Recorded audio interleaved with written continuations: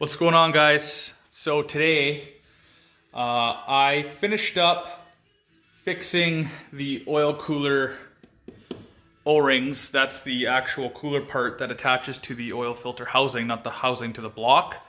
It's kind of a rare place to leak, but I did find that the bolt that holds that in there, it's supposed to be torqued to 54 pounds, and it was like super loose. So I bet you that's where the leak was coming from. I bet you the O-rings were fine, but I replaced them anyway because I bought them. So that was fixed. And then also, I got a buddy to weld up the water neck, because if you guys recall, this was leaking here. And I got another buddy to powder coat it black for me. So crossing fingers, also did an oil change, and I'm going to be putting brand new coolant in as soon as I can find my special coolant funnel, which for some reason I can't find it. It should be very, very easy to find. It's big and yellow. So I'm going to find that. I'm going to refill the car with Toyota Long Life and then start it up, I guess. So stay tuned. All right, I found the big yellow funnel. That was harder than I expected it to be, and I got the Long Life here. So 2Js love to hold bubbles in the air system. Sometimes it has taken me 4 hours with the car on ramps, just running it, getting every single bubble out of the system.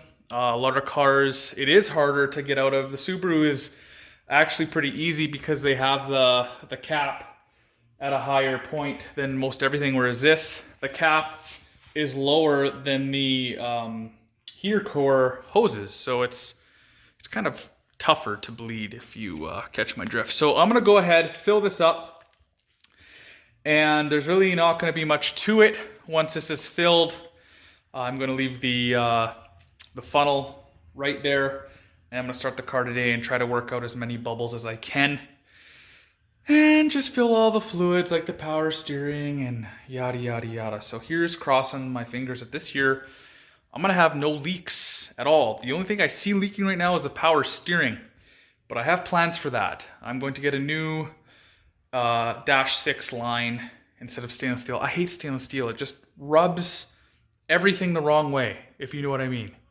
It's stripping the paint off the car. It's stripping the paint off my power steering reservoir, everything.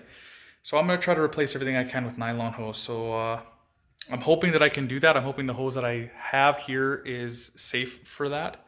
I'm sure it is, but I'm gonna see before I go ahead and do that. But yeah, let's get to filling the coolant up.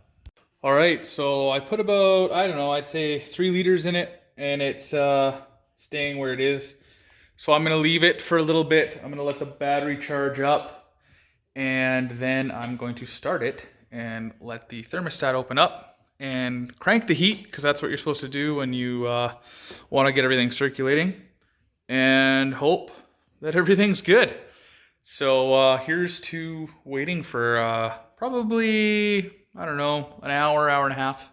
So I'll see you guys shortly. All right, guys. So all the coolant is in, battery is in, looking good so far, no leaks yet. So I'm gonna start her up, let her run, and we'll see if there's any leaks with pressure. All right, moment of truth.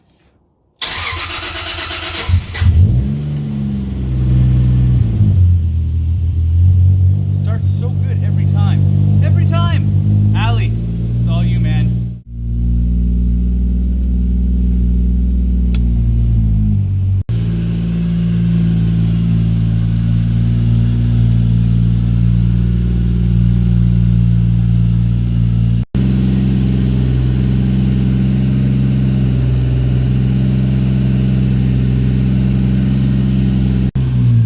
Alright guys, so I did find a leak already, and it's this sensor, the bottom sensor, was not screwed in all the way, so it was just dripping ever so slowly on the water pump, but I caught it and I tightened it as it was running. So still keeping an eye out.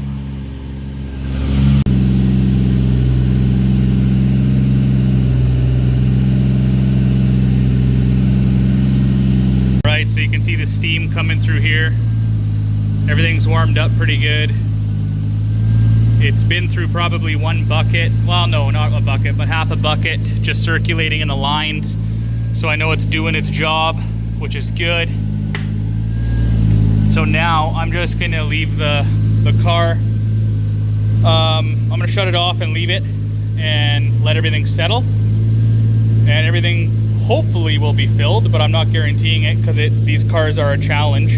So I'm gonna leave it and then I'm gonna put all the rest in the overflow and call it a day.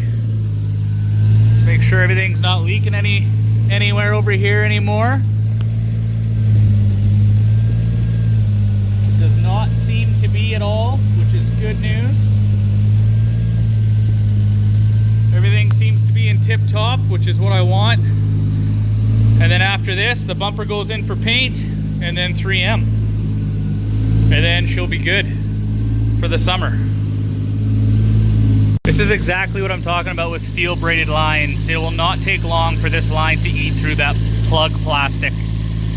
And then also this was damaged by it down there too. You can see all the scratches.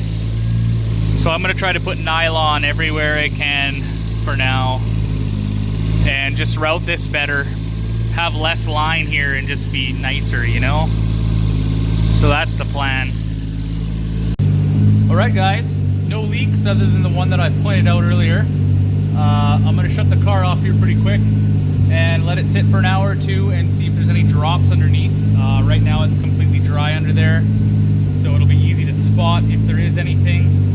It's running really well for the battery being unplugged, everything torn apart, and everything's back together. So I'm hoping this year is the year I get to drive and enjoy this thing and get lots of videos of it. But check it out.